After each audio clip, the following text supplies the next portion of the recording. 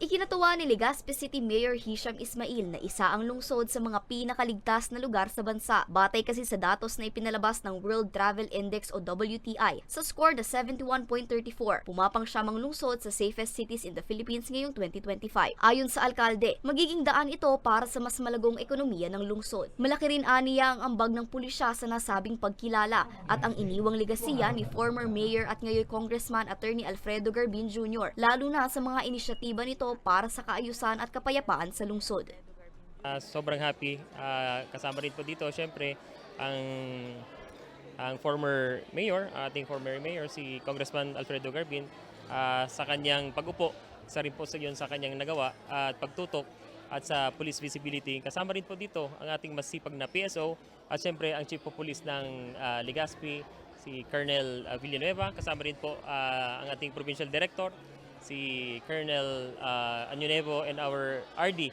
Laging nakita nagbibisikleta sa umaga at nakamotorsiklo pagka gabi, hapon, para makita natin na umiikot at pinapansin ang mga kalagayan ng ating mga Legazpeños. Siniguro naman ng bagong alkalde na ipagpapatuloy ng kanilang administrasyon ang magandang nasimula ni Garbin sa tulong na rin ng iba't ibang law enforcement agencies. Siyempre, very important. Alam mo, ang mga turista unang tinitingnan kung is it safe to go there and kamusta ba ang tao, are they hospitable. Siyempre kasama po dito ang pagpalakas ng pulis, pagpalakas rin po ng turismo sa ating lugar. Meron tayong dalawang bakanting container van ngayon. Kinausap ko na rin ang ating city engineer at ating popondohan para magamit po natin as additional stations ng police and BFP, integrated station po. Kasi kung papansinin natin, dun sa may northern part and southern part ng Legazpi, dito lang hanggang Taisan lang ang police station and BFP.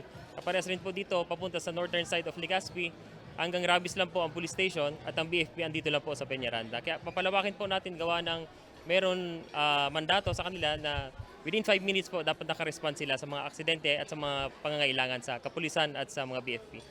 Ayon naman sa tagapagsalita ng Legazpi City Police Station na si Police Executive Master Sergeant Carlos Panya, patunay ang pagkilalang ito na epektibo ang kanilang mga ginagawang hakbang para mapanatili ang kaayusan at kapayapaan sa lungsod sa ilalim ng pamumuno ng kanilang hepe na si Police Lieutenant Colonel Ray Anthony Villanueva, albay PPO Director Police Colonel Junius Anyunuevo at ni PNP Bicol Director Brigadier General Andre Dizon. Ang ating assurance sa kanila na magiging safe sila kapag punta rito sa ating lungsod, and of course yung ating 5 minutes response ay pinapaigting na rin po yun para kung sakali ay meron man mabiktima man sila ay makakatawag ulit sila at makaresponse within 5 minutes ang ating mga responders. And siguro yung ating pong Legazpi naman ay maipapakita natin na pagdating po sa crime rate ay talaga po naman na napakababa.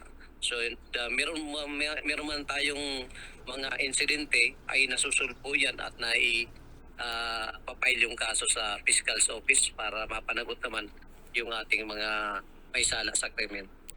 Mas paghuhusayan uno ng pulisya ang kanilang serbisyo para sa kapakanan ng mga Legazpeño. Samantala, ang World Travel Index ay isang travel-focused platform na nagbibigay ng mga mahalagang impormasyon na magsisilbing gabay sa mga may planong maglakbay sa iba't ibang lugar sa bansa.